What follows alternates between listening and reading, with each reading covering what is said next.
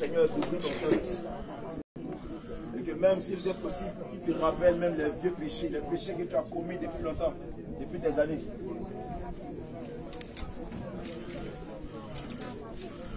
Que tu puisses les confesser. Que tu puisses les reconnaître en toi-même. En toi-même, il y a le péché. En toi-même, il y a la colère. En toi, il y a l'orgueil. En toi, il y a la violence. En toi, il y a la rancune, il y a la manipulation. En toi, il y a encore les calomnies, la médisance. Il faut te soumettre au Seigneur Jésus-Christ. Parce que le Seigneur veut que tu te soumettes à lui afin qu'il puisse t'élever. Il dit qu'il fait grâce aux humbles, mais il résiste aux orgueilleux. Le Seigneur délivre, il guérit les humbles. Ah oui, mais il ne réalise même pas les orgueilleux. Alors que ton cœur soit humble. Que ton cœur soit humble aujourd'hui. Que ton cœur soit humble aujourd'hui. Demande au Seigneur de briser en toi ce cœur de pierre, ce cœur d'orgueil que tu as, que ce cœur-là soit brisé, que ce cœur-là soit brisé, afin qu'il puisse venir te libérer. Parce que si ce cœur de pierre-là n'est pas brisé en toi, bien aimé, la parole de Dieu ne peut pas entrer. La parole qui délivre, la parole qui libère ne peut pas avoir ça dans ton cœur. Tu es libéré. Donc, par le Seigneur,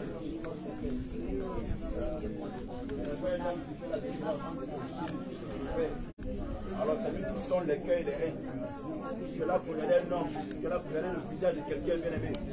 Oh oui, je dois être sauvé.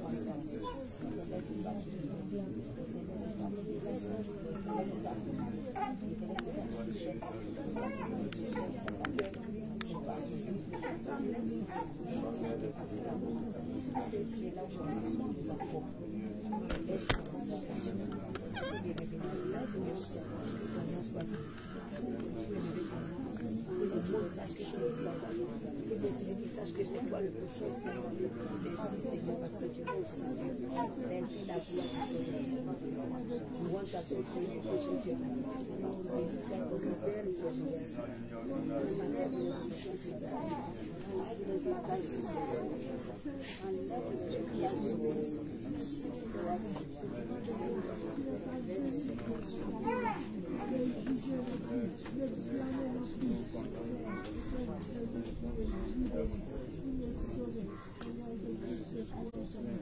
On va chanter ce cantique avec moi. Alléluia. On va tenir debout. Je tiens debout, on ouvre les mains en signe de recevoir. On va chanter ce cantique avec moi. Seigneur, voici la vie. La volonté.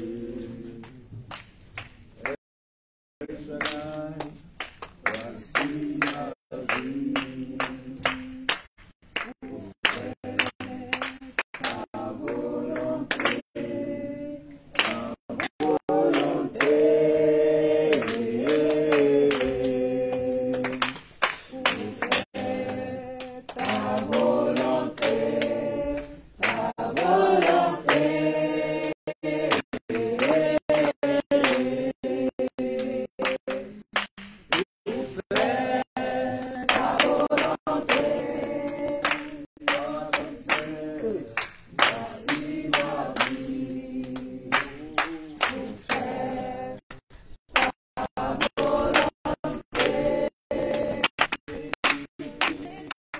Voici mon pied pour faire ta volonté, ta volonté. Pour faire ta volonté, ta volonté. Pour faire ta volonté.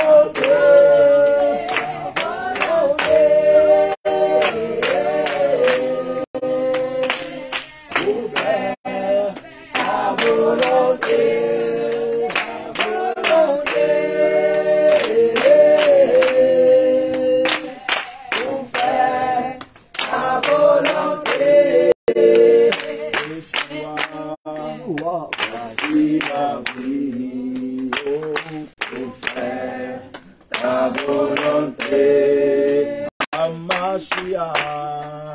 Voici ma vie, pour faire ta volonté, ta volonté.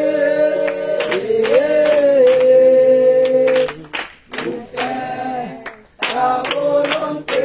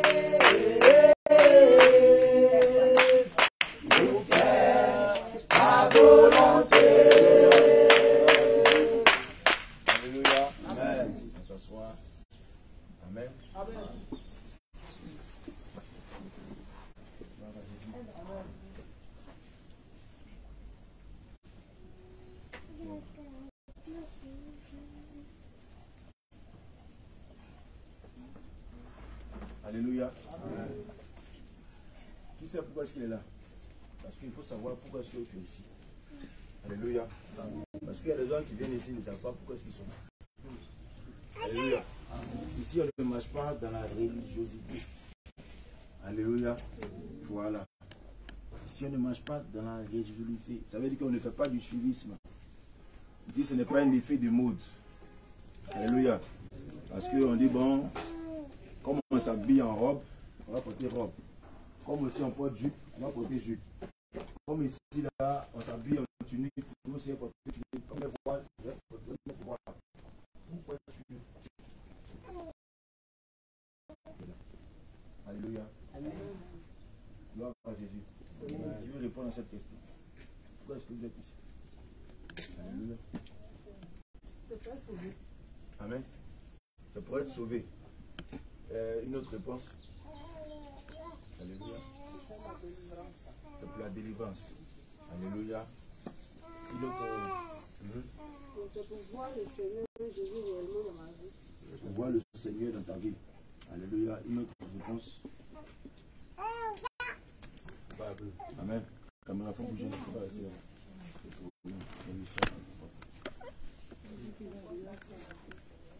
C'est pour consacrer ta vie au Seigneur. Alléluia. En fait, je parle de ce moment-ci dans lequel nous sommes. Ici, on dit, vous êtes là, ici pourquoi? Alléluia. Elle a dit, c'est pour sa délivrance. C'est pour la délivrance. Amen. N'est-ce pas? Donc on est ici là aujourd'hui là. C'est pour la délivrance. Alléluia. Maintenant, pourquoi est-ce qu'on parle de délivrance? Pas de délivrance, c'est pas. Il m'a fait. Pour être sauvé. D'accord? Et ça va bien. Parle de délivrance. Est-ce qu'on va aborder une nouveauté de vie?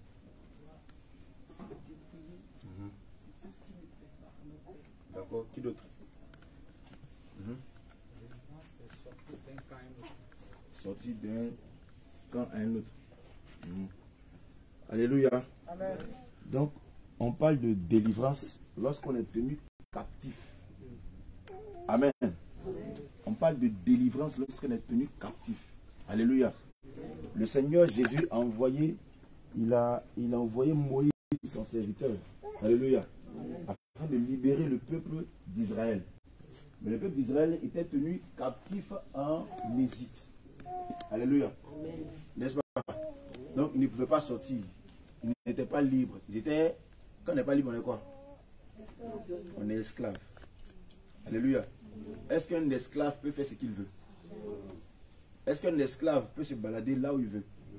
Est-ce qu'un esclave peut dire ce qu'il veut? Est-ce qu'il peut dire ce qu'il pense? Il ne peut pas. Il n'a pas le droit. Alléluia. Autrefois, le peuple d'Israël était esclave en Égypte. Et le Seigneur envoie Moïse pour libérer son peuple de l'esclavage, pour délivrer son peuple de la captivité. Alléluia. Amen. Donc, lorsqu'on parle de délivrance, c'est qu'on est tenu captif. Amen. On est tenu captif. Captif par quoi? Tu peux donner un exemple? Captif, ça veut dire prisonnier. Prisonnier par quoi? Par le péché. Alléluia. Prisonnier par le péché. Enchaîné par les liens du péché. Alléluia. Le péché nous rend esclaves. Alléluia. Le péché nous rend esclaves. Donc l'esclave, c'est celui qui est tenu en prison, enchaîné. Alléluia. Et ce qui l'enchaîne, c'est le péché. Gloire à Jésus. Amen. Amen. Et lorsqu'on constate que le péché est entré dans la vie de l'homme, alléluia, cette personne n'est plus libre. C'est ça, non? Donc la personne n'est plus libre. C'est ça, non? Donc, ça veut dire que une fois que tu commences à mentir, ça veut dire que tu deviens esclave. N'est-ce pas? Une fois que tu commences à voler, une fois que tu rentres dans l'impudicité, une fois que tu tombes dans la colère, dans l'orgueil, ça veut dire que tu deviens prisonnier. Alléluia. Ça veut dire que tu n'es plus libre. Mais, qu'est-ce qui a attaqué? C'est le corps, c'est l'esprit ou c'est l'âme? Parce qu'il faut que vous compreniez les choses. C'est le corps, l'esprit ou l'âme qui est emprisonné dans ma vie. C'est l'âme. Alléluia. C'est l'âme. Parce que le corps, il est là. Est-ce que le corps est... Est-ce que vous voyez les chaînes? Est-ce que vous trouvez dans une prison? Vous allez chez vous, vous dormez à la maison tranquillement, n'est-ce pas? Vous partez à votre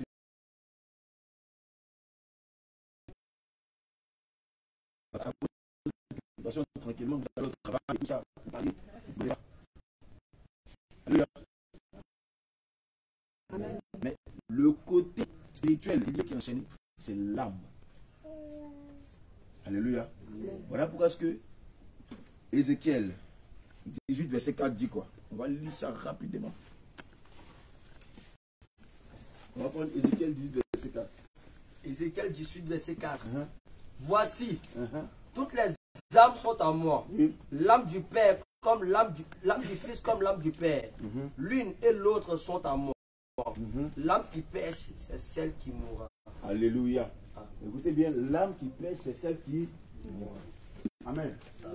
Lorsque l'homme meurt, hein? Lorsque l'homme meurt, alléluia, vous voyez quelqu'un qui est couché là, il est mort. N'est-ce pas? C'est quoi là? Pas où? Dans la tombe, non. terre, non? Le Seigneur a dit que tu es poussière, tu retournes dans la... C'est ça, non? Voilà. Maintenant, l'être humain est composé de combien de parties? Trois parties, n'est-ce pas? Il y a l'esprit, il y a l'âme et il y a le corps. N'est-ce pas? Quand le Seigneur a donné la vie à l'homme, quand il a créé l'homme, n'est-ce pas? Il a soufflé. Non? C'est ça, non? Et puis l'homme est devenu. C'est ça, non? Voilà. Donc il a mis le souffle en l'homme. C'est ça, non? Voilà. Donc s'il n'y a pas le souffle, est-ce que l'homme peut vivre? Voilà parce que quand Dieu retire son souffle, le corps qui est là, il tombe et puis il est touché. Il ne bouge plus. Mais le corps est là. N'est-ce pas? Donc on peut avoir un corps qui est couché et puis l'âme est là. Mais l'esprit est parti. Ça veut dire que l'esprit n'a plus de vie. Alléluia. La troisième partie, c'est l'âme. Alléluia. L'âme, comme tout à l'heure je dis, l'âme appartient à Dieu. Donc, quand une personne meurt, le souffle retourne à Dieu. Parce que c'est Dieu qui a donné ce souffle. Alléluia. Le corps part dans la terre. Parce que ce corps-là est poussière. Mais l'âme, alléluia, l'âme part en... Alléluia. Donc l'âme, soit l'âme va dans le ciel d'Abraham, ou soit l'âme va dans le séjour des morts. Alléluia. Mais est-ce que l'âme physiquement peut pécher? C'est spirituellement, n'est-ce pas? Mais qu'est-ce qui fait pécher l'âme? C'est le corps. Amen. Donc le corps fait pécher l'âme. Donc l'âme est là-bas en train de souffrir. Pendant que le corps est dans l'impudicité. L'âme est là-bas en train de souffrir. Pendant que le corps est en train de mentir. L'âme est là-bas en train de souffrir. Pendant que le corps est en train de faire des avortements. L'âme est là-bas en train de souffrir. Pendant que le corps est en train de voler. En train de tromper. L'âme est en train de dans le corps. Alléluia. Et l'âme est en train de souffrir. Amen. Parce que c'est l'âme qui subit tout ce que le corps est en train de faire. Donc pendant que le corps est amorcé par les convoitises charnelles, l'âme est liée et enchaînée. N'est-ce pas? C'est ça? L'âme est liée, l'âme est enchaînée. Or, si l'âme ne revient pas, si l'âme n'a pas de liberté, si l'âme ne récupère pas sa nature, comment dirais-je, d'origine, c'est-à-dire libre, si le corps, comment dirais-je, meurt, ça veut dire que l'âme aussi meurt. L'âme aussi est condamnée. Parce que si le corps est mort dans le péché, l'âme aussi part dans le péché. Alléluia. Amen. On voit souvent ici certaines personnes souvent qui ont péché. Vous connaissez bien leur vie. Et puis, quand ils meurent, arrivent à la tombe, et puis on commence à dire, bon, reçois-les dans le ciel, tout en sachant que lui, il ne va pas au ciel. N'est-ce pas? Il sait bien que sa vie qu'il a menée là, lui, il ne peut pas le ciel. Mais on envoie un prophète, on va faire prier, on me lit. Prier, oh Seigneur, pardonne-lui, il va au ciel, non, c'est bon, il va au ciel. C'est que lui là, il ne va pas au ciel. Parce que si sa vie sur terre, là, bien aimé, ça a démarré, comment dirais, sa vie sur terre a été dans le péché. Voilà pourquoi que Hébreux 9, verset 27 dit que comme il est réservé à un homme de mourir qu'une seule fois, après quoi vient le jugement. Donc, dans le séjour des morts, là, il n'y a pas un endroit où vous êtes assis comme ça. Et puis chacun attend son tour de jugement. On dit, bon, toi tu as fait quoi? Bon, moi j'étais sur la terre là, c'est ma maman qui a fait. C'est mon papa qui a fait. C'est mes amis là, c'est eux qui m'ont poussé. Et puis maintenant, je conseille à tomber d'impudicité. Moi, je ne connaissais pas masturbation, je ne connaissais pas pornographie. Et puis, me voilà, je suis rentré dedans. Là-bas, il n'y a pas ça là-bas. où tu vas venir dire, bon d'accord, bon, toi et démon, mais Satan, bon, tu sais, il y a un peu d'argent là sur la terre là-bas, il y a gardé dans mon compte, bon, c'est au moins 3 milliards, 3 000 milliards, bon, il faut prendre ça, et moi tu vas me laisser, pardon, hein, tu vas me laisser, prends ça, et puis bon, tu me laisses, il y a passé chez Dieu là-bas, il n'y a pas ça là-bas. Il n'y a pas où tu vas venir négocier avec quelqu'un pour dire, hey, bon, tu sais, démon, toi tu sais qu'avant, ce que tu faisais de faire, il est fait. Donc, comme tu sais que ce qui est fait là, j'ai volé le jour là, c'est ce qui est volé là, c'est petite viande dans sauce. C'est ça seulement est pris. C'est ça seulement est pris. De nous les bandits. C'est sur la tête qu'on a la possibilité d'être des chaînes de péché. C'est sur la tête qu'on a la possibilité de sortir de la prison. Parce que là-bas, on ne peut pas sortir. Alléluia. Chaque fois qu'on parle de la parole de Dieu, lorsqu'on prêche, on est ici sur le péché.